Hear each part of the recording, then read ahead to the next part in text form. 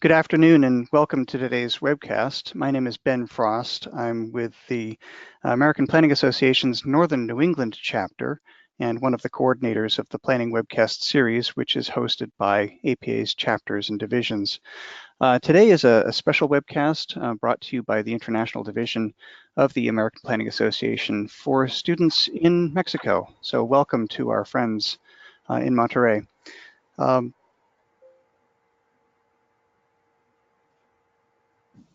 If you have any difficulty during the webcast, please send me a message through the chat box in the GoToWebinar menu on the right side of your screen, or you can call GoToWebinar Citrix at that 800 number, although if you're in Mexico, that 800 number probably won't work. We are recording today's webinar, and the recording will be available on the Planning Webcast YouTube channel at this address.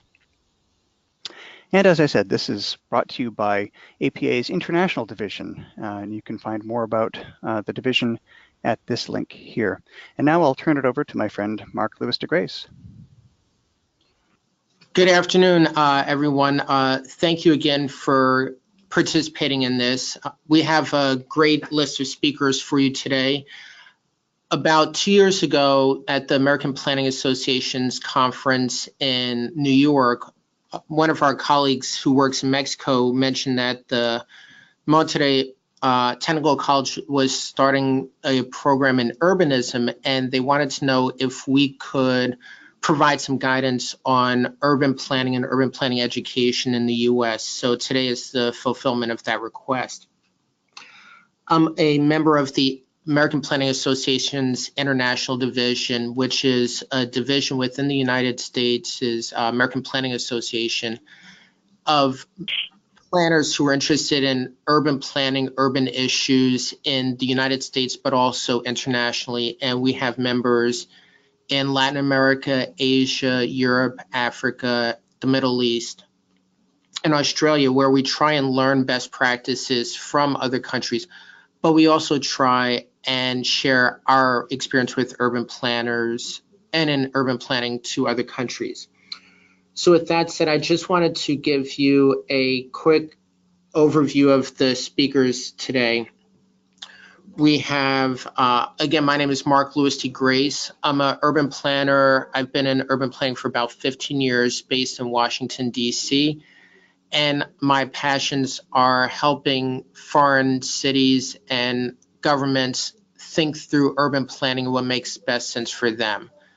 We have Luis, who's a urban designer with Montgomery County, just outside of Washington, D.C., where he is in charge of crafting design guidance for emerging urban centers within suburban areas. He collaborates with planners, community members, and county officials to produce design guidelines that structure the shape of new communities and assists with the conversations between real estate developers and planning staff during development approval process.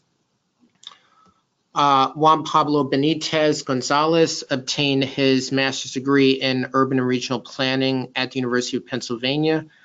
Before obtaining his master's in urban planning, he received a bachelor's degree in civil engineering, and he is currently working for the Inter-American Development Bank in Paraguay. And with that, I'll hand it over to Francisco. Francisco, if you want to take the reins, thank you. Thank you. Good afternoon to everyone. My name is Francisco Lara. I work at Arizona State University. I'm also a planner. I got my degree in urban planning from the University of Michigan. And right now, I'm working as an associate professor in the School of Transborder Studies here in Arizona State University, with a focus on the development of cities and planning practices and cooperation along the U.S.-Mexico border. My role today is basically provide some context of the evolution of the planning profession in the U.S. gonna very briefly give you a sense of the formation of planning as a profession in the U.S. and the way the discipline has evolved over time. One very initial thought that I want to share with you is that planning is essentially a post-industrial enterprise. It started in the U.S. essentially during the second half of the 19th century. It started earlier in Europe, but the Industrial Revolution and the type of urbanization that was associated with the Industrial Revolution only took form in the U.S. Around the 1850s. The initial reaction of people concerned with issues of health, for example, public health, with issues of quality of life, justice, assimilation of immigrants, and also the many problems that were created by industrialization and urbanization in the U.S. is what gave impetus to the first planners or the people that we could identify as first planners in the U.S. If we look at the different strands, the different positions of planners regarding the city and its development, we can easily identify four large traditions. One of them is the tradition of the planned community, the new town, the country town type of planning that was linked with the idea of the garden city in Europe, particularly in England, and then in the U.S. What the idea of this type of planner was essentially trying to go back to nature. They didn't embrace the city as a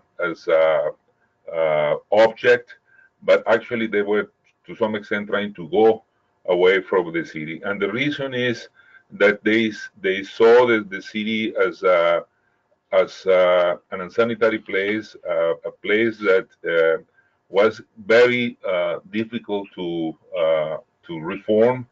And many of the ideas that they have was, let's go back to the origin, let's go back to nature, and that's what they essentially try to do for decades in the U.S. The other strand, the other movement that we can identify is something that we can call the incrementalist perspective of planner. A lot of people, essentially in the area of public health and social work, were concerned for the lack of commitment of what at that time we can identify as planner with the city. They on to the contrary that was been done before, they embraced the city. They believed that the city was a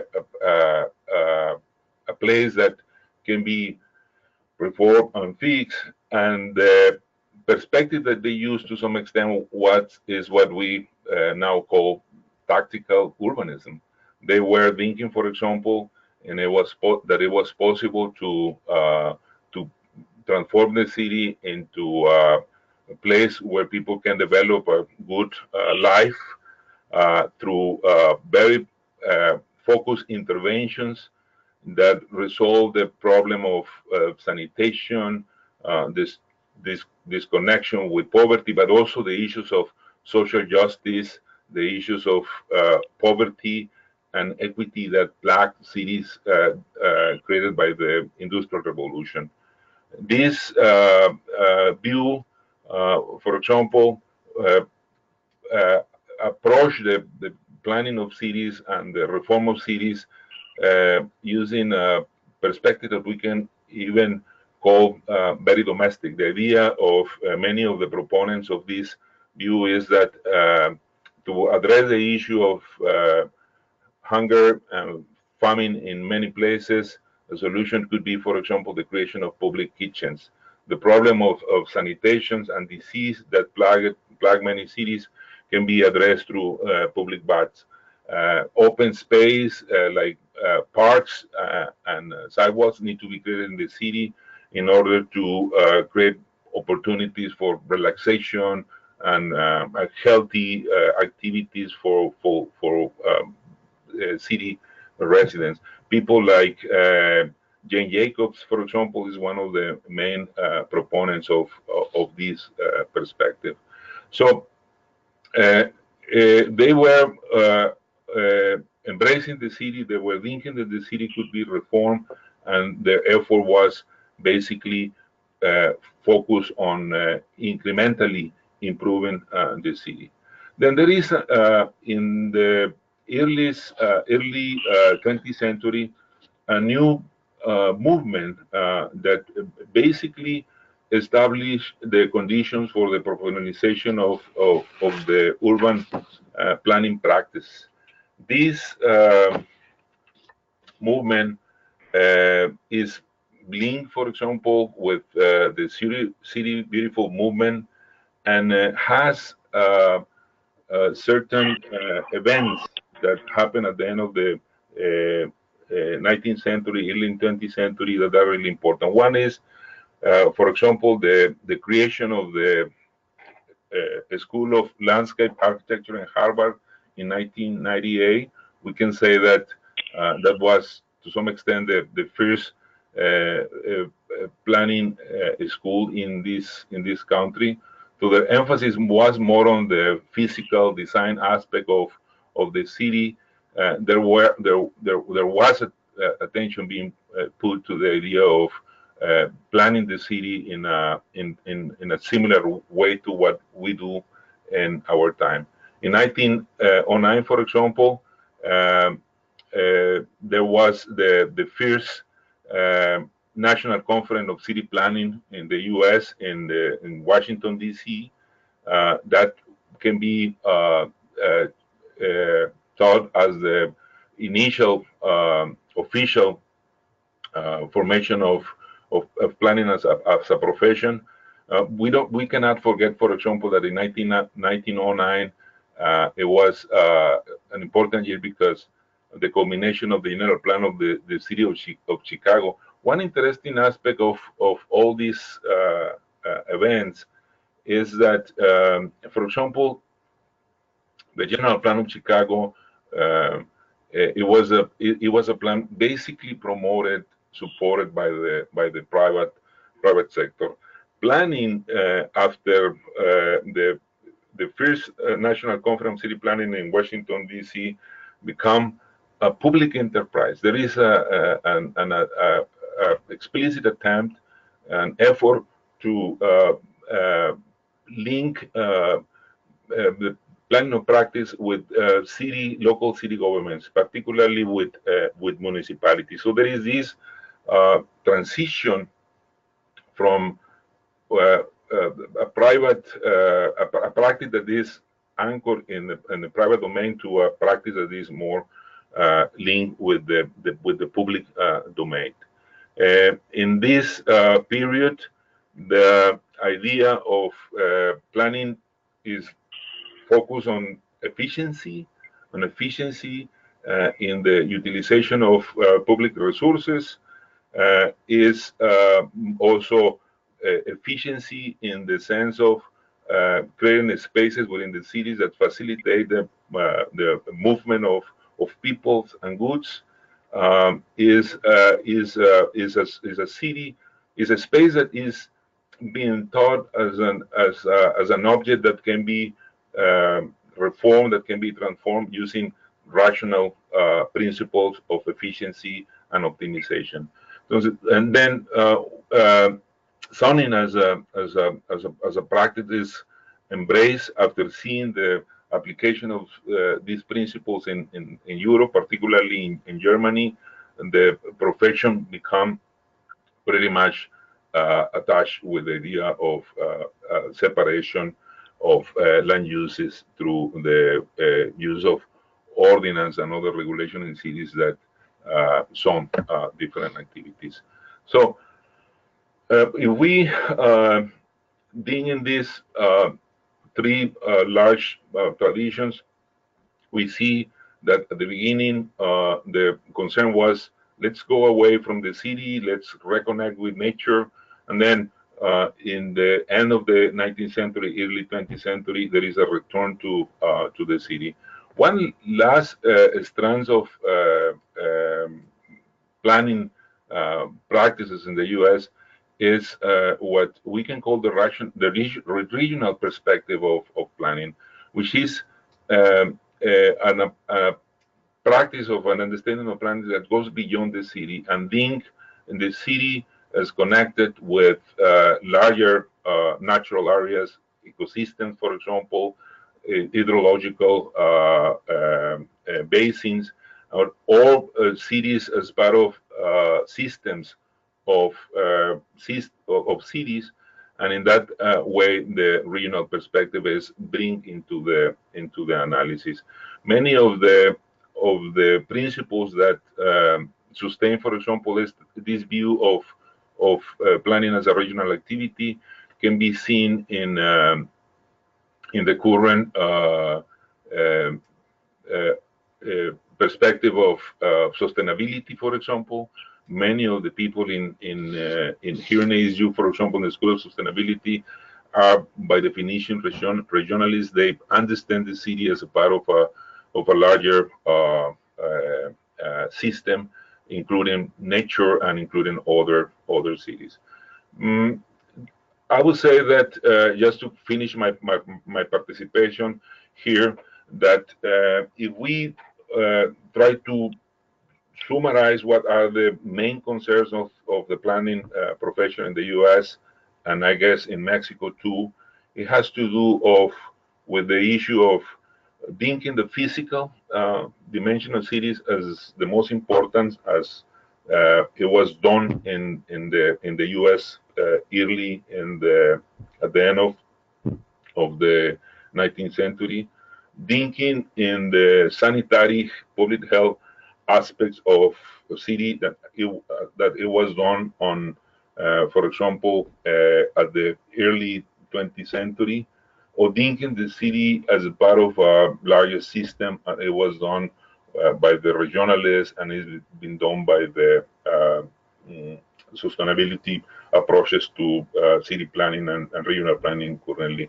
I would say that the trend right now in the discipline is that none of those perspectives is enough, and we cannot exclude any of those perspectives. That we have to try to find a balance in the perspective that these many different traditional plannings can provide to the creation of planning of practice that is more sustainable, that bring equity, and at the same time uses efficiently the resources that we have available in cities and regions in the world. I'm going to stop over there so I can give the rest of the panelists the opportunity to speak. And we're going to Luis now, is that correct?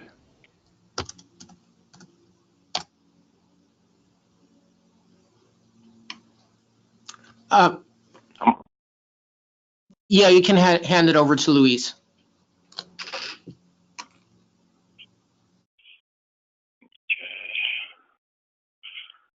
Yes, am I on?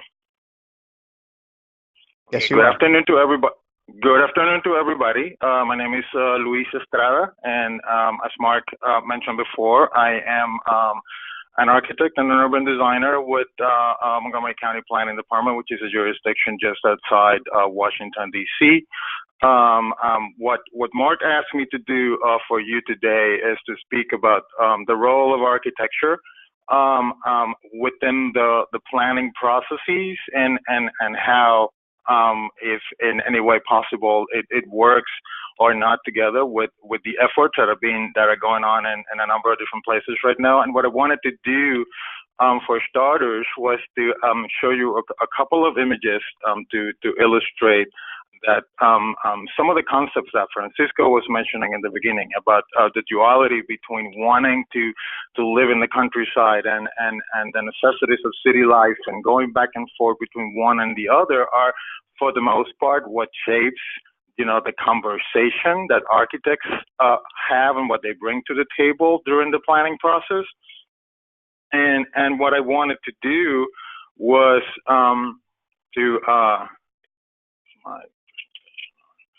to explain a little bit, and of course we don't have a lot of time, but I'm just going to touch on this, how planning processes, priorities have changed throughout the history of planning in the country, and also how jurisdictions have adjusted to deal with those changes in priorities, and how architecture and design can and has tried to respond to those.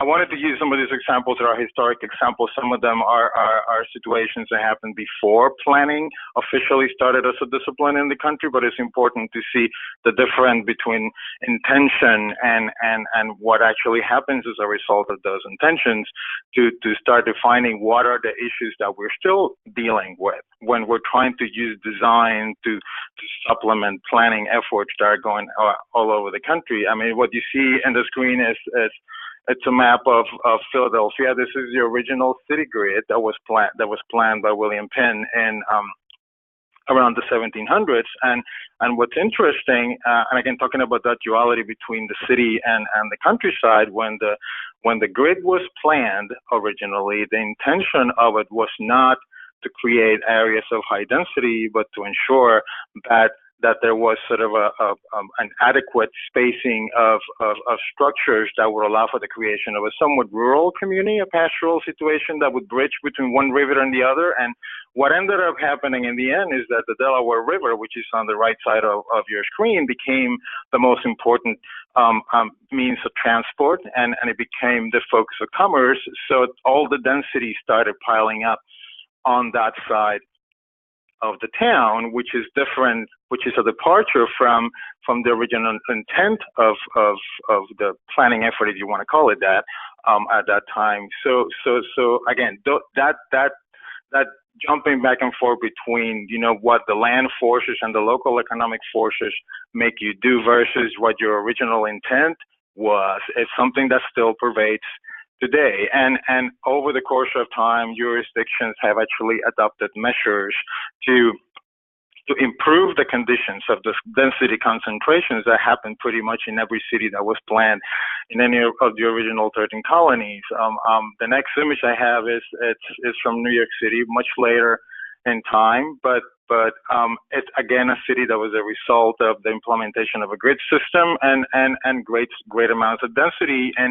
And at a certain point, the jurisdiction realized, we have to implement regulations so that we can ensure a certain level of comfort and safety for all the users of this area, which is when the step back regulations were created and subsequently the zoning regulation for New York City, which had a great deal of impact on the shape of the city, and architecture responded to that in a very specific way, and that's the reason why New York City looks the way it does today. Again, there's that sort of like working together between city jurisdictions and as an entity that establishes need and architecture as a discipline that responds to them. And later on in the greater part of the 20th century, that's when the urban sprawl happened, and planning priorities, which were completely different at this point in time, pointed in a completely different direction. And in many ways, this is a sort of a return to that original notion of the pastoral, and that every resident wants to have its own piece of land, and that had a great deal of implications in the architectural production. The production of single-family homes became important, and because of the predominance of the car and the segment of the country's history, then the majority of the architecture started focusing on vehicles, and the pedestrian became a second thought. Again, going back and forth between those ideas. Now, still working within those parameters, we come to where we find ourselves today. I mean, in recent years, we have had a return to the cities. A lot of the old cities have been refurbished, and there's a renewed interest in coming back to the city. But there's also an understanding that resources have to be utilized a lot more efficiently than they have. So architecture has started to, and planning have started to look again at the suburbs and finding ways to utilize better the spaces that have been allocated for certain uses. Part of the development of the suburbs was about separating uses and creating areas for single uses, and because it was considered an efficient way to use the land, and that created a number of areas like the one you see on the screen that are located within suburban areas but are exclusively commercial areas. Those areas have really low densities, and they're mostly single-use propositions, but many of them, particularly when they're associated with what we call first-ring suburbs, which is the first tier of suburbs that occurred in close proximity to the old cities, have a great deal of potential to introduce more density and to build centers that could be anchored by mass transit alternatives and that could be connected to those cities. And then they can become alternatives to the suburban life within the same area, generating areas where people can have a pedestrian existence, when you can have a multiplicity of services, when you can introduce a variety of uses, and more importantly, opportunities for open space so that you can diversify the way you utilize the land away from urban centers. Jurisdictions have worked over the years to define regulatory frameworks that allow them to tailor the conversation between design and planning to ensure that the goals that are established during the planning process are carried through in a systematic way all the way through the design and construction of buildings. And what I have on the screen, it's a very quick summary of the framework that rules the work that we do in the county that I work on, Montgomery County Planning Department. We have the county has organized itself over many years of efforts with the community in a sort of a three-tier system that regulates development. We have a higher level general plan, which is a policy document. It's a very general document that in very high level terms establishes where do we think growth is appropriate, and very loosely determines how that growth could be connected with the greater centers of commerce. And under that general plan, we have a fairly robust master plan program that periodically goes in and studies individual neighborhoods using the priorities set by the general plan and establish specific regulations for how much density could happen in each one of these neighborhoods and how that should be distributed so that it can support the goals of the general plan. Now, together with those master plans, for the last 10 years, we have been developing a design guidelines program that every time that we create a new master plan, then we put together a set of design guidance that basically builds a bridge between the recommendations in the master plans and the desires of the community in how density and amenities that come along with that density are distributed for the benefit of the communities that are hosts to this new development. And it's an ongoing conversation. What we do with those guidelines, and a number of jurisdictions are working on similar tools, is that we try to codify the discussion regarding design in a way that it can closely parallel the zoning discussion, which is our first and foremost purview, so that at the same time that we're discussing where densities go and how the requirements of the zoning ordinance and the master plans are being met, we are also having a design conversation that lets developers and property owners understand that architecture should respond to those notions in a certain way. And those guidelines, again, as I was mentioning, they're broken into a number of separate topics, and they relate closely to the requirements and our other regulatory documents, and they have become a very helpful tool to allow architecture to respond more closely to the needs of the communities within which we're working. In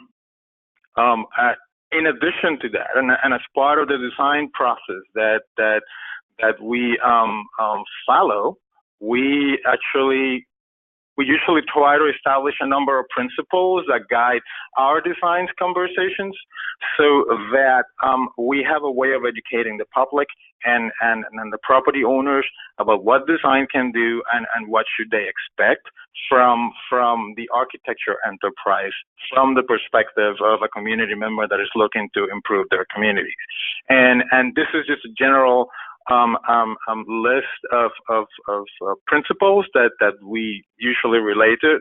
This is not by any means exhaustive. I mean, there's another principles that are, this list is always ongoing, and there are things that are being added to these elements are added to this list as we speak. But for the most part, we want our settlements to be well connected. I mean, we talk about accessibility. We talk about, we discussed, how the connections that are being delivered by this development benefit adjacent neighborhoods and the character of these connections, and we try to organize the development so that it can promote walkability and then it can encourage pedestrians and other users to come to the area and linger. That's actually very important. We like the idea of thinking about legibility, like these urban centers that now are sprouting in the midst of suburban areas need to have a certain character so that they can become significant and so that they can be appropriate to the areas where they're happening. And as part of the work that we do with the communities, we discuss what is the area about, what was the history of the area, and how has the area developed over time, so that the development that is promoted by these master plans actually it's in keeping with that process, and so that the settlements that are being densified as part of this process are understandable as centers of activity in relationship to the suburban areas that surround them. And more importantly, we promote a mix of uses. I mean, the notion is that we want to move away from single-use areas, which is what was promoted by the suburban sprawl, and integrate systematically in appropriate areas, clusters where mixes of uses can live and conserve the communities that surround them. And this is a quick image of one of the areas that we try to that we are usually working with. I mean, and we're always talking about transformations in here. The centers of retail or commercial centers that are part of the suburban areas are, for the most part, surfaces that are full of asphalt. I mean, that's what you see for the most part. And what our regulations try to do is to allow for architecture to incrementally start replacing this environment with something that can support 24-hour-a-day activity.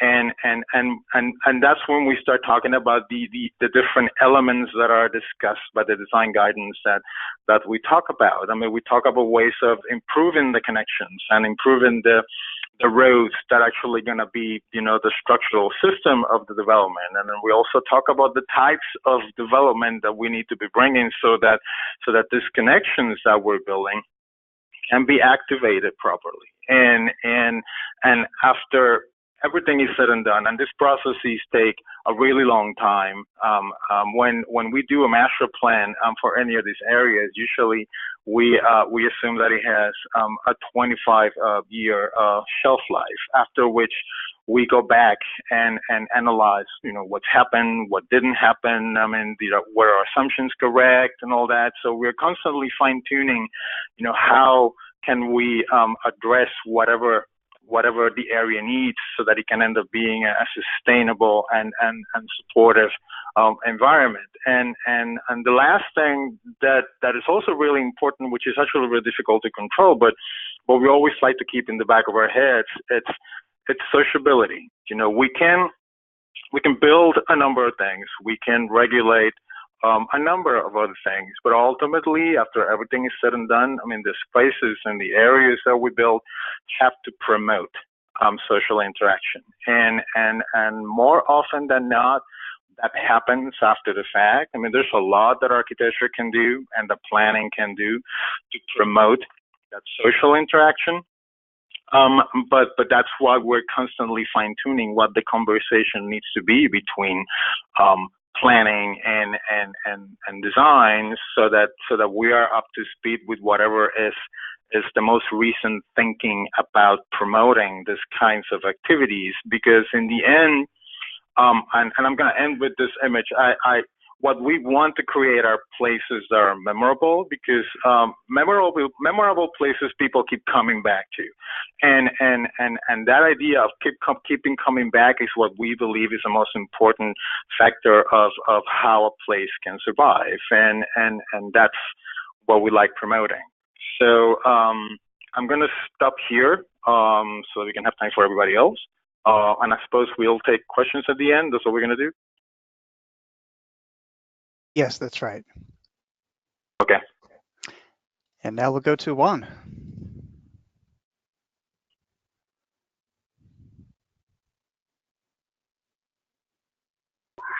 Hello?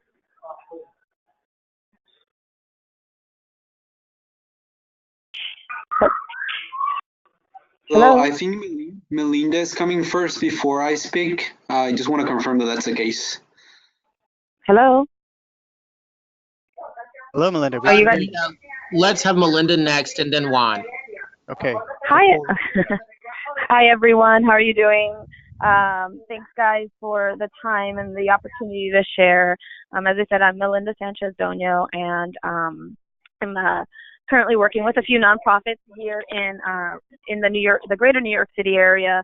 But I'm originally from South Jersey, and I went to school at UPenn, and that's where I met Mark. I'm not sure. I was having issues with connectivity, and forgive me. I'm at the airport, so if you hear background noise, my apologies. But I was asked to share on city planning from the perspective of community development, as well as the community planning, economic development, as well as the social work and aspect, which has been the primary focus of the work that I've been doing throughout my career. And I see city planning, and I'll be piggybacking a bit on what has already been said, but I definitely see city planning as, in one aspect, as a form of urban sociology, and where you're studying the people and the interactions, as well as the mobility within a certain space. And it takes into account, as I said, the landscape, the history, the architecture, the infrastructure, and hopefully the people. A lot of what has already been said in reference to some of the history of city planning and how it came to be, inside of the grounding in architecture and design, and looking at how we can build that connection with issues of public health, as well as some of the social needs. They've not always taken the precedence, and so the work that has been done a lot, and that was, I believe it was Lewis that pointed out to it, is in the work that he's been doing with the master planning. It does take into account a lot of the community needs, but that wasn't something that was a natural part or traditionally a part of the city planning process, and has come, and oftentimes it was seen that the city was being designed and the areas were being designed to be beautiful, but at the expense of poor people, and you ended up seeing a lot of the rise of advocacy planning and what was called advocacy planning, and is really looking to promote the needs of people, because oftentimes with the zoning that's very strongly associated with the work that city planners had been doing historically, was used to push to the peripheries, or remove from certain parts of the cities things that people did not see were desirable in their area. So whether it was whether it was blight, or whether it was people, in the sense of racial or different racial ethnic backgrounds were being placed in different situations or different places. They were oftentimes how zoning was used in a negative way, and sort of giving a rise to this thought of advocacy planning, and is now typically called community planning or collaborative planning. And it's really the vein of the work that I've been involved with, and that even just right out of grad school was able to jump right into. And I'll quickly just mention one development project that I was connected to when I was working in Camden, New Jersey, which was seeing the possible development of $1.1 billion being invested in one neighborhood. And it was a very top-down approach, which the city was taken over by the state. And so the redevelopment efforts were being pushed forth by the state, and they put a call for proposals. And in that plan and in that proposal, there was limited room for community voice and the voice of the community to be heard, seen, and playing a part in that. And so they did a call for proposals, which attracted multiple agencies, and the company that came forth to develop in that area, which had 90 acres of vacant land, was proposing to do a large golf course and other activities that were not falling in line with what the community typically saw and had experienced in the past, and didn't speak and was definitely to the feeling of the community, did not feel the respect of what the history of the community was. And while it was promoting a $1.1 billion investment into the neighborhood, the community really spoke up and advocated for themselves and pushed to be a voice in the process. But unfortunately, because the process was done out of order, they weren't being included in the way that Louis was talking about initially. They ended up not seeing this investment go forward after, I believe it was like a 3-year battle back and forth. And so that's sort of when you have a disconnect between what are the needs of the community, and connecting and working with the needs with the community that's there, and looking at the different stakeholders. So a big part of community economic development is looking at who's actually in the community, who's working on the ground level, and who are the stakeholders that are at play, and respecting the voice that they have, and encouraging them to be a part of the process, and recognizing that there is a community capital as you're thinking about the planning process. So the work that I've been doing has typically been looking at a lot of much smaller pockets of redevelopment and the development needs of different smaller communities that would speak to then the master plans that's going on in the city. But it's definitely a process to be, to create a space for a conversation, so that what had happened back in 2004 through 2007 while I was working in Camden, New Jersey, would not happen again. But unfortunately, that has often been that was often like the history of what was happening in some of the poorer communities that some of the more low income communities that I've been working in, and so you often see that. And so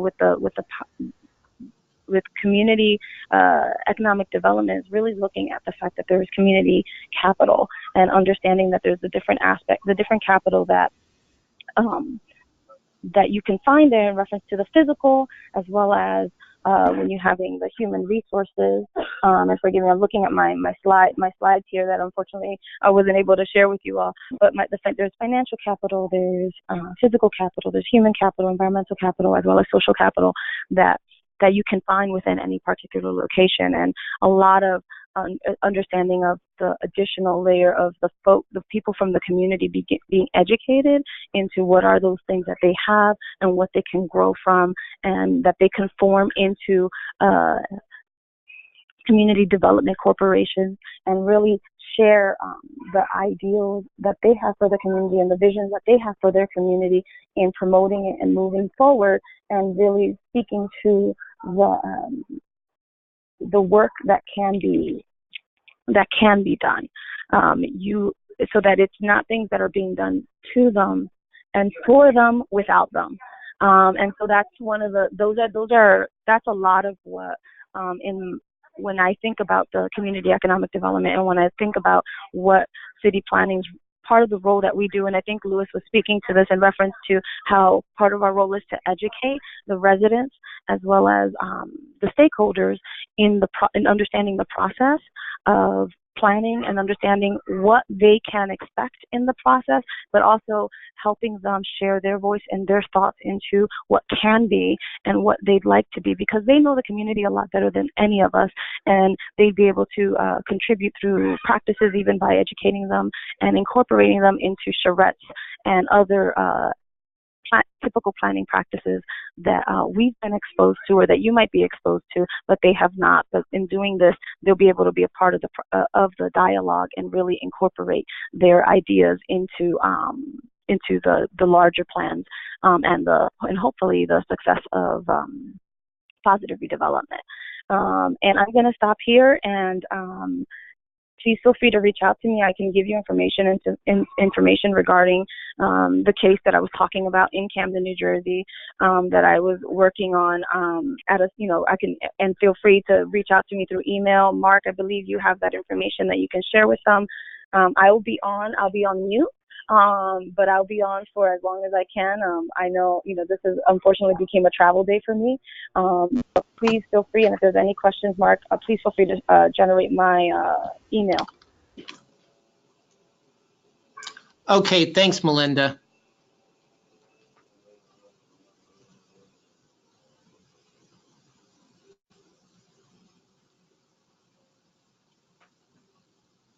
Hello, hi, I'm Juan Benitez. I'm a city planner from Asunción, Paraguay originally, but I grew up in Brazil. Let me try to project my presentation. So today I'm going to be talking about urban planning and engineering, but specifically sort of portraying the idea that planning in and on itself is a multidisciplinary applied field. Therefore, there's the possibility of reconciliation with many other academic and professional fields. So as Mark introduced me, I'm a civil engineer by formation. And then I went on to concentrate in transportation planning, and I also studied at the same university, at the University of Pennsylvania. So the themes today, first I'll talk about sort of like the origins and how just the short part, just saying that origins of planning are multidisciplinary in and on itself, also the concentrations or specializations within planning, also the skills and curriculum, and then look at where the field is going, what are the goals in the private and public sector, sort of like what the new methodology are within some specific technical fields of planning, and some projections of employment in the future of planning compared to other fields and why that is relevant as we start talking about making a program of planning in a developing country. And then later, a little bit of engineering and planning, and then considerations for starting a planning program, which is basically just a conclusion of everything I presented before. So as we just talked today, planning origins were multidisciplinary, both like in the US, but also abroad, we can make that statement. But specifically, I think that it's important to say that still within that vision, planning in Latin America concentrates in the vision that urban planning is still seen as a form of a specialization only within the architecture field.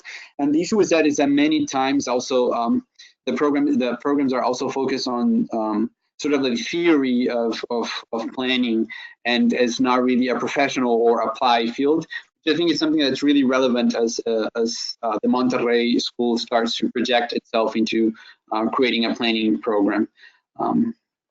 So I just want to look at 3 of the top US programs according to Planetizing. So this is according to a specific source. It's not my personal choice, I would say, of what the best planning programs are. But according to Planetizing, there are 3 top planning programs right now: MIT, Berkeley, and North Carolina Chapel Hill. And if you can see, it's sort of like the concentrations or specializations that they offer. They're mainly focusing on this sort of 5 topics, I can say, which are basically, as you can see, like transportation, housing, community economic development, land use, and I could probably say urban design. So those are sort of like this 5 top concentrations in planning, which in and of itself show that planning is a multidisciplinary field. There are many ways of planning a city and many agents involved. Therefore, the formation in itself has to be pretty multidisciplinary. Continuing on that idea, some of the skills that accredited planning programs right now are covering, this is from the APA, the American Planning Association. So we can see structures and functions of urban settlement, history and theory, administrative, legal, and political aspects of plan making, quantitative analysis, problem formulation and solving, plan making and program design, playing in a democratic society, and ethics. So even some of like the core parts of the curriculum are in and on itself pretty broad, I would say. Within all those sort of skills, I want to sort of promote sort of a specific vision within all this sorts of forms of part of the content. I want to focus on the quantitative analysis and the sort of new technology and data and how that is relevant and how that also can be reconciled within the field of engineering, which is my field, and transportation. So as we can see right now, the public agenda worldwide, I would say, for many governments, we can talk about the Sustainable Development Goal. And again, my main point here is that because the problems of cities are pretty challenging and pretty broad and complex, the urban agenda is targeting at this multiple indicators, and their measure of success into achieving sustainable cities and communities are, again, in and on itself multidisciplinary. So governments are focusing on a broad of topics when they are trying to achieve this goal. And again, I think that a program that is focusing on promoting of forming the individuals that will address these issues have to be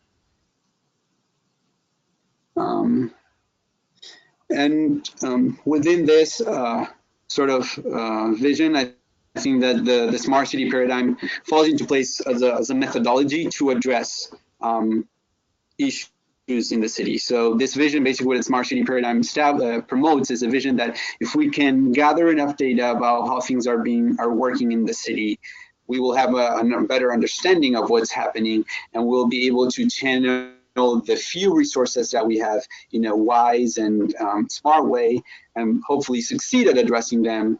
So this is a vision that in real time right now we can find out what's happening across the city. And because this is really rooted in the vision of technology and data and software and hardware applications, right? It's really connected to other fields, formation and professional fields. And it's important that professional planners have this sort of basic understanding of the capabilities of emerging technologies and how they can use them to address these many issues that we're facing today. So I looked at the Bureau of Labor Statistics to sort of promote this vision that planning is growing. So the projected employment growth for the US for 2016 to 2026 is 5%. It's not too big, but it's growing. But at the same time, there are very technical fields that are also growing, and perhaps are growing more than planning. So I think that as someone that studied civil engineer, and later on my own path, I realized that what I wanted to work was with communities and try to implement the knowledge I had gained in my undergrad to later implement within the field of planning. I think that there are many other professionals that are sort of in the same path.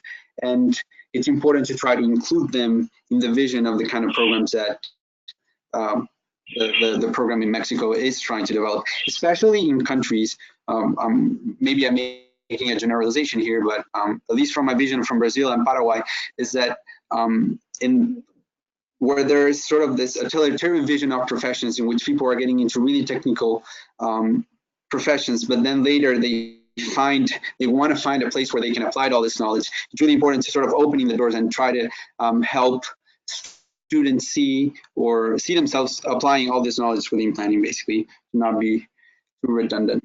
So I think that there's a possibility of reconciliating some of the skills that you get in engineering with planning, and some of this is sort of my own personal vision, and also seeing what other classmates that came from the same field sort of excel in, because they have this technical formation.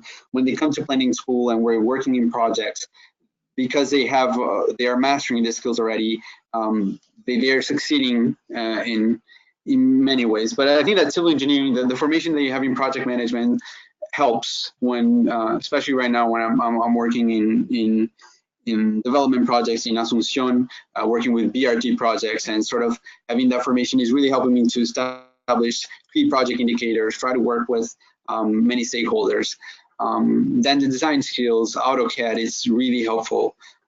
Sort of the introduction transportation courses that you have in civil engineering, if the student is pursuing a transportation planning formation, also help a lot. And of course, GIS, which I think is something relevant in any planning field, independently of being transportation, housing and community and economic development. Having a good mastering of GIS skills are pretty good. Same with systems engineering and computer engineering. And continuing with this logic, I think that some of the considerations that the school in Monterrey has to have is to allow students that are coming that are from other fields, or just professionals, maybe not even students anymore, but professionals that want to start a new career within planning, to see that possibility of merging their current or previous skills with new planning skills. And I think that this can be achieved by creating partnerships with other schools that are perhaps more technical. So allow students to take technical elective, collaboration with these other schools, and the possibilities of dual degrees. The possibility, I think that the fact that at Penn I came with the option of maybe on the way I could choose a different master's if I wanted to, sort of encourage me to go there. I eventually only graduated with a planning degree, but knowing that I had the possibility definitely encouraged me to attend the school. But it's really important that the program is integrated with other schools, so that if there is a specific course that the student wants to take because of the specific skills that he will gain there, and at the same time he's not preventing from doing that, it's really encouraging. And I think that some of the main skills that I have right now, that I'm using right now, I'm working for the Inter-American Development Bank, and it was critical for me to have the opportunity of taking some finance classes at Wharton while I was at Penn. And definitely that was a critical part of my formation. And continuing with the vision of this sort of like national planning as well, not so local, is really important to consider public policy and social work, some of the things that are going to continue to drive planning at a national scale, especially in countries where a lot of the planning decisions are not made at the local municipal level, but by centralized agencies that are managing housing across the entire country or infrastructure projects across the entire country. So I think that it's really good if students can take public policy classes. I'm not sure if I'm on time, but I think that that's pretty much all of what I have to share with you today. I don't want to be redundant. I share with you my email. You can send me questions. Most of what you heard from me today is the perspective of a student that just graduated from a planning school and this year. But also, if you have specific contests about planning in the developing world, I have more insights that I probably won't be able to share with you here, that I'm seeing every day at work, and I think are really important considerations that planners have to have, a planning program has to have. But yeah, that's all. Thank you very much.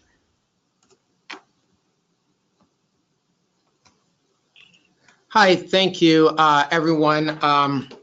So I'd like to wrap up everything that we've talked about and kind of talk about how and why urban planning is still relevant in 2018 and why we don't have all the answers and there's a lot of challenges. And for for the next generation of urban planners in Mexico, these are probably some of the challenges you'll face throughout your careers. So there were 3 quick topics I just want to go over before we move over to questions and answers. And one is disaster risk reduction and recovery, urbanization, and inequality. And again, this is far from an exhaustive list of all of the challenges planners face today. So this is just over the last 2 years, so 2017 and 2018. So we had hurricanes, Harvey, that inundated Houston, Texas, and in its earlier stages crossed over the Yucatan Peninsula in Mexico. And that did about 125 billion US in damages. Hurricane Maria did about 90 billion in damages, and as you may recall, that went over Puerto Rico. And we had Hurricane Irma, which went over Florida, the state of Florida, and that was 65 billion in damages. And just this past weekend, we had Hurricane Lane that impacted the state of Hawaii. And cost estimates for that aren't even reported yet. They're still in a recovery phase. So natural disasters and man-made disasters are something that's critical to urban planning in the sense of asking 2 questions. One, how do you protect your city from disasters, be it man-made, or if it's natural, if it's a hurricane, if it's an earthquake, how do you have your buildings built in a way that they can withstand the next earthquake or hurricane? And as we're all aware, the world is becoming increasingly urbanized, and the World Bank just put out earlier this year in May, I believe, World Urbanization Prospects 2018 revision. And just briefly, the world's urban population in 1950 was about 30%. This year in 2018, it's estimated at about 55%. And by 2050, it's estimated that it'll be up to 68%. So almost 7 out of 10 people will live globally in a city. And out of that 68%, half of them will live in cities with less than 500,000 residents. So that means not just your mega cities or megalopolises, as I've heard them referred to as, will need help, but even small cities of less than 500,000, so your smaller level of cities, will need help in planning their urban future. And obviously, we're all familiar that 1 in 8 dwellers will live in one of 33 mega cities. One of them is Mexico City, which now roughly has about 22 million residents.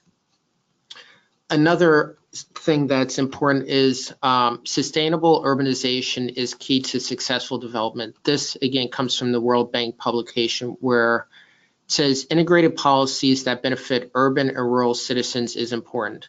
Sustainable development depends on strengthening economic, social, and environmental ties at the local, regional, and national level. And lastly, the goal is to ensure that all citizens have access to infrastructure and social services, especially the urban poor and vulnerable populations. Some of the more acute challenges are lack of adequate housing, lack of adequate infrastructure. So you think your truck infrastructure, your wastewater, your potable water, garbage collection, streets, all of these things that are critical for enjoyment for being productive members of society. And also, this was an estimate that between 1980 and 2016, the top 1% of the world's population captured 27% of income growth, and the bottom 50% captured 12%. So again, all the economic growth is being concentrated in the wealthiest of society. So you have economic inequality has increased over the last several years, and this was also seen in a report by Oxfam International. Sorry. So I just want to conclude with a quote from one of my professors in graduate school who said, "You're studying planning because you're do-gooders."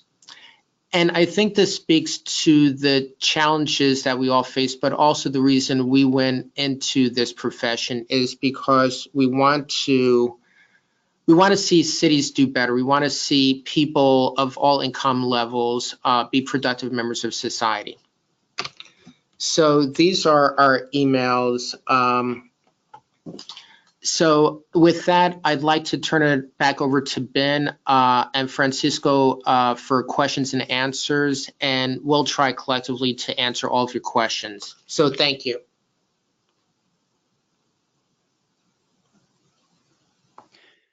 Okay, this is Ben, and Francisco will unmute himself. And Reina, I think what I'll do is to unmute you so that you can ask questions along with your students. And you should be unmuted now and be able to talk. That, or you can enter questions in writing.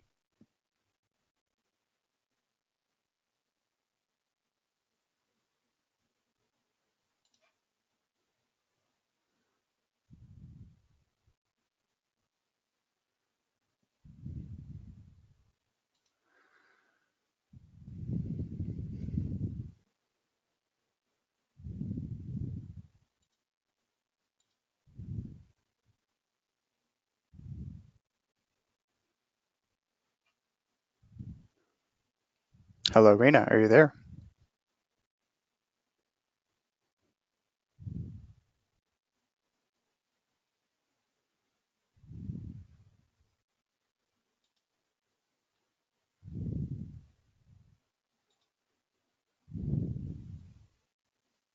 Ah, okay. Reina is saying she has a problem with the mic. Reina, you can also type in questions using this.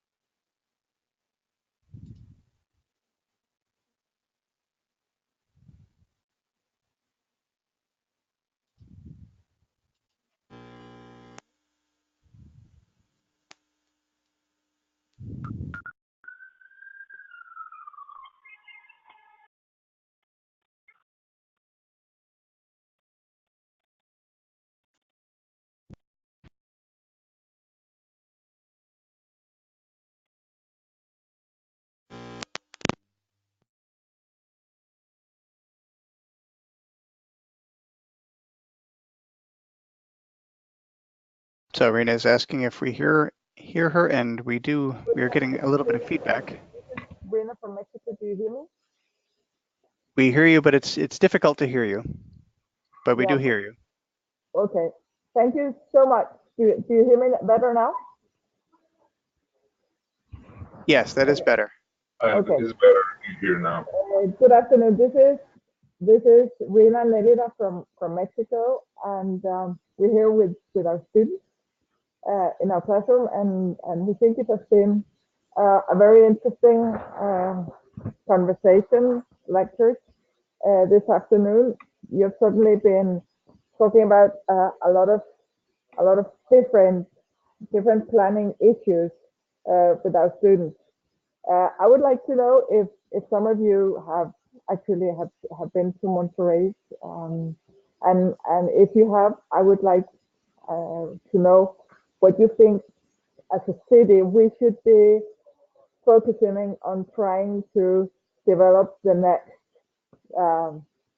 like say 5 to 10 years, in order to try to make this a city that is much more capable of solving all these strategic new things that are going to happen in the city the next 20 years that you were talking about.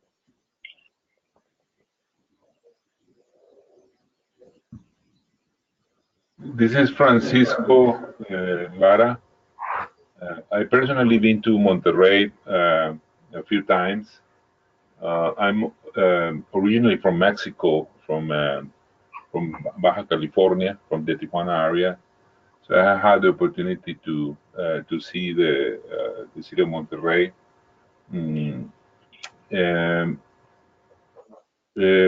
I really like the presentation that Mark did at the end, and also what Juan was saying, because it really summarized the complexity of the city as an object for planning.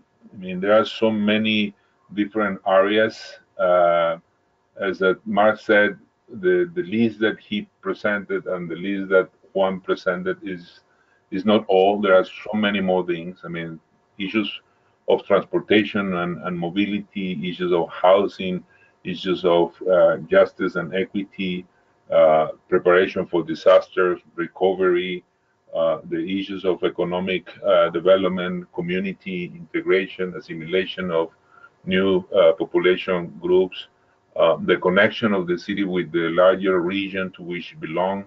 I mean, all those things are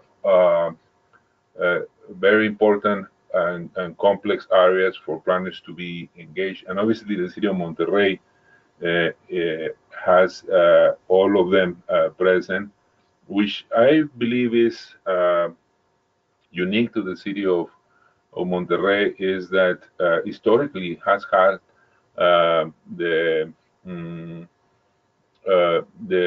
capacity and the impetus, the desire to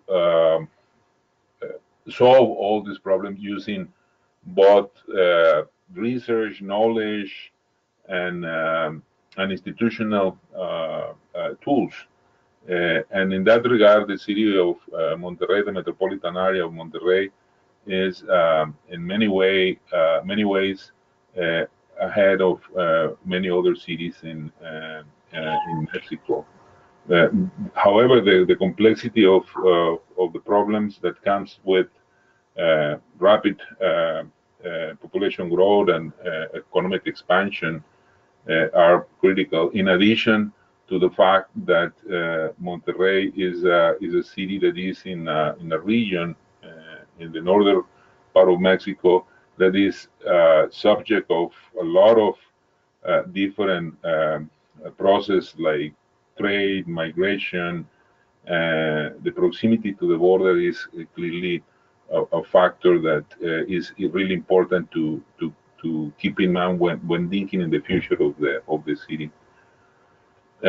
Planet has a lot of things to contribute to the future development of Monterrey, and the work that you are doing in tech, in the tech and the creation of the School of Planning, I think is going to really help to be sure that the future of Monterrey is even better, solving many of the complex problems that currently faces. Thank you very much. Melinda also has a few questions. 1 second, please. Hello, do you hear me? I hear you, and I guess the rest too. Okay. Yes, we do.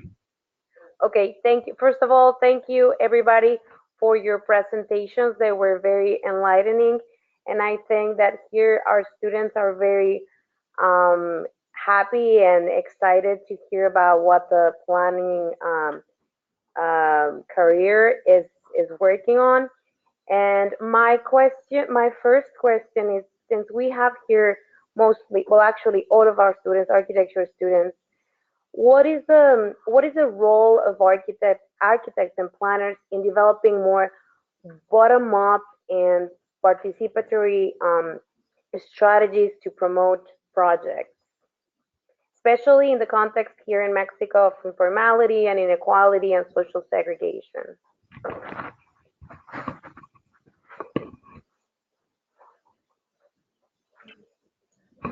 I'm gonna sort of take a stab at this. This is Luis Estrada speaking.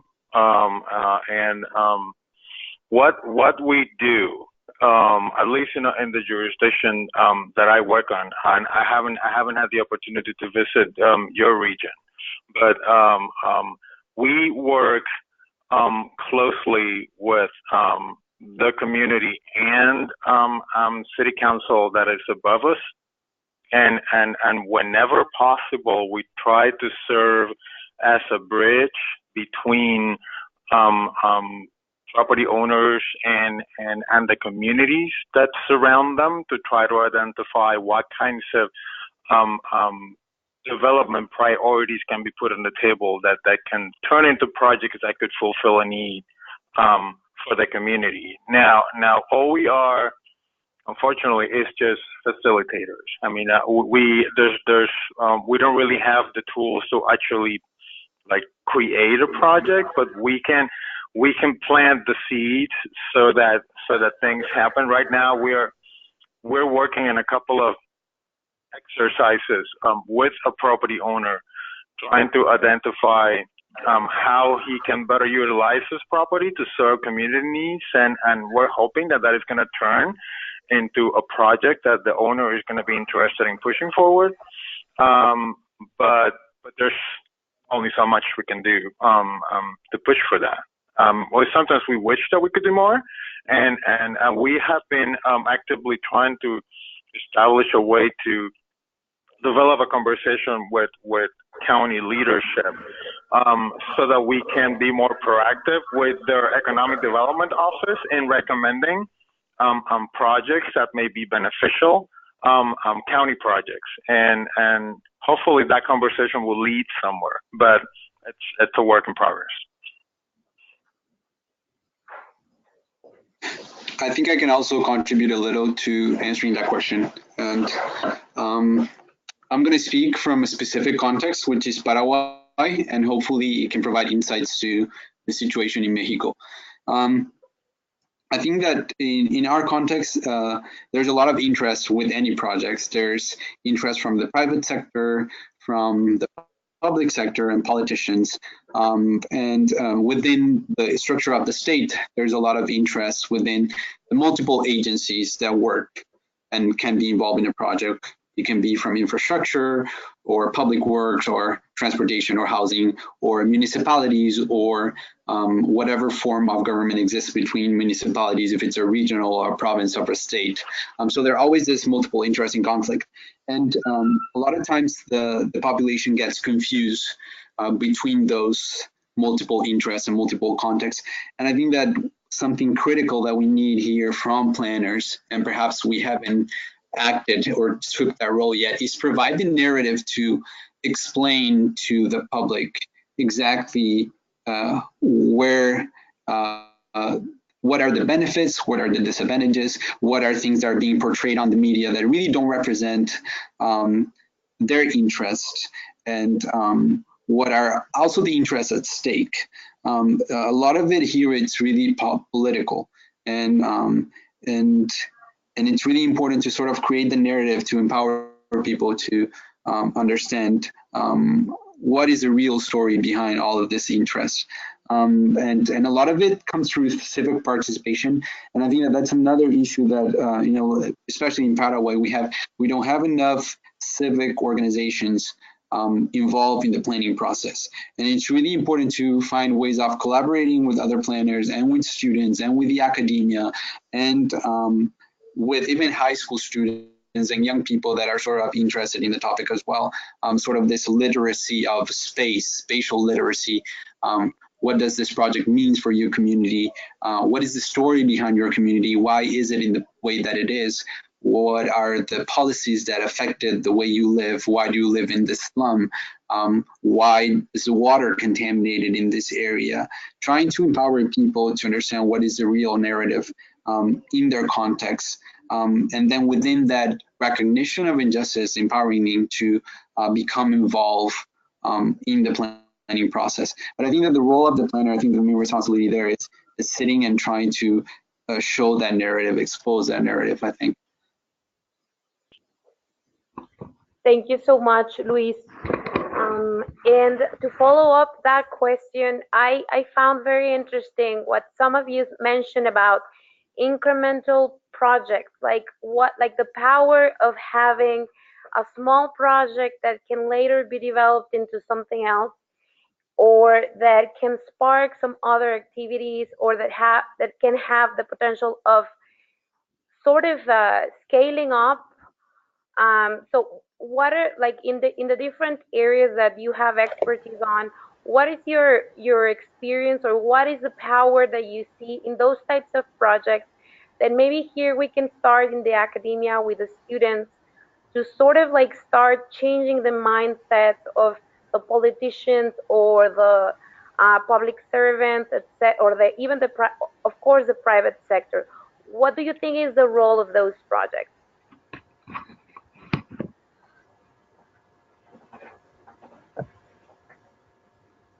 I'm going to say something really briefly, but regarding incremental planning or urban acupuncture, for example, as Jaime Lerner at some point suggested, is a very effective way to get to the core of planning as an applied and interdisciplinary field.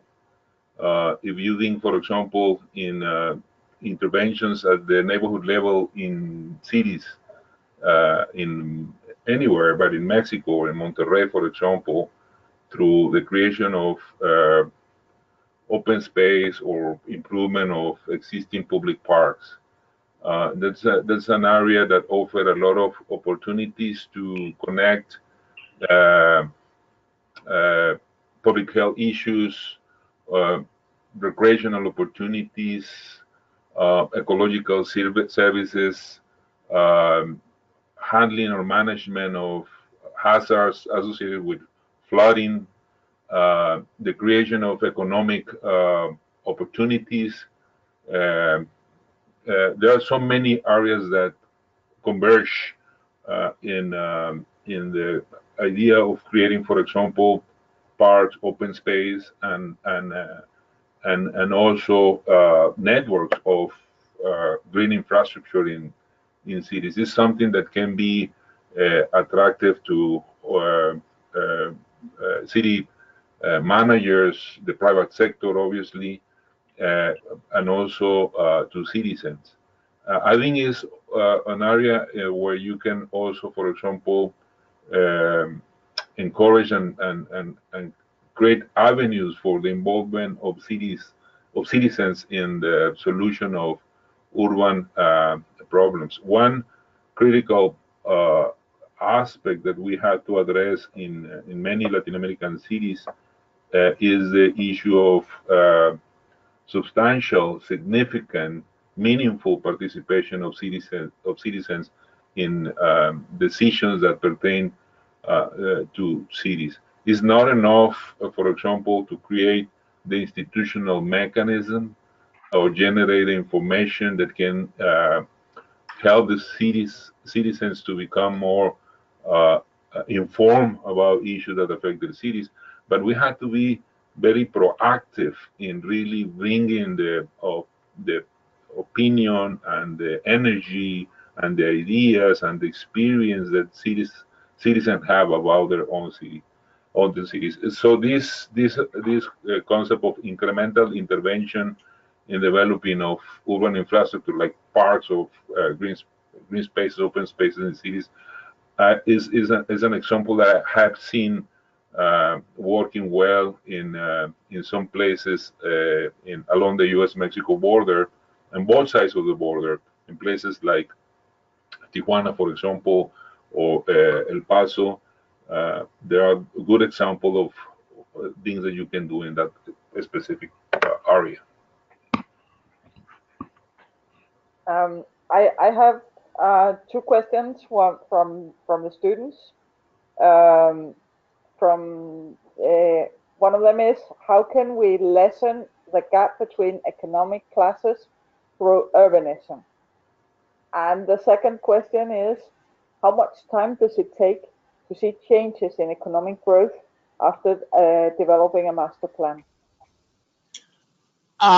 I think if I could tackle the first one, the challenge that we run into is, and Luis referred to this earlier, is as planners, at least in the US context, we're just technocrats. We just have our best opinion and we give that to the elected leaders who are the final decision makers.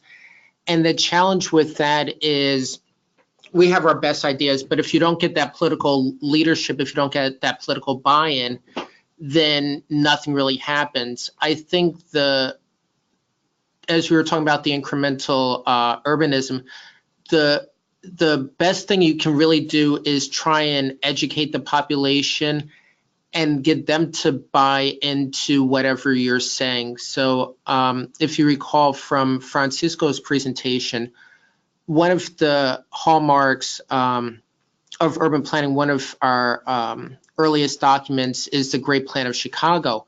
And that was started by the business community who wanted to see economic growth in Chicago. So the business community banded together in support of this plan, and then they were able to get the population behind it. So I think getting the politicians, educating the elected leaders, and helping them to understand planning as a tool that can help them benefit the city overall. So I think that's for economic development. And I don't know if anyone else wants to tackle the second question.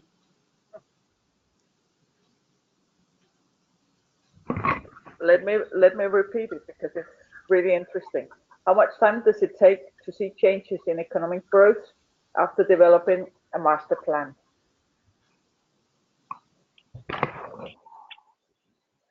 So I think for master plan, and Luis, chime in if you'd like, I think a master plan, you kind of just set out goals and policies and underlying zoning.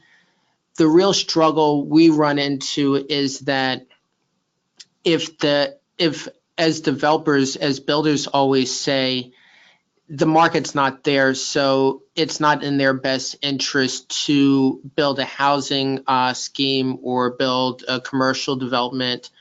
I think if you have the plan, so if you've just adopted a master plan, if you have the politicians that support that maybe they can put some seed funding and work with the developers to build housing or to build commercial or to build employment centers. That's something that I've seen local municipalities here in the Washington, D.C. region do, where if they want to see an area develop, then they will put their money forward. They will maybe build a public transit system, or they will build a government office building as something that will attract private developers. So if you have that political will, it can happen very quickly. If you don't have that political will, or if you don't have the development community in favor of something or wanting to put their own money forward, then you could see very little happen, unfortunately. Yeah, and I want to chime in. It depends on the type of master plan that it is. I mean, if I've seen master plans that where we managed to get serious buy-in from both the local community and the development community, to the point that they organize themselves well enough to continue supporting the planning effort even after the master plan is crafted. And in a situation like that, you have a much better chance of getting a successful implementation in the shorter term. In the smaller master plans that we have done, community participation is really important. I mean, sometimes it's a little difficult to get the people to come out, and we have been struggling with that in recent years in the agency. We're trying to identify communities that are underserved that could really benefit from putting their notions and their issues on the table so that we can try to address them better. And we've found that when we find the right tool to get them to come out and put their notions on the table, so to speak, they can really have an impact on the planning process. And the other thing that is also very important, and in our case, a number of communities have learned to use that as a tool very well, is that there are a number of county agencies that have a substantial amount of holdings in the county, and they're responsible for managing them and maintaining them. And in some cases,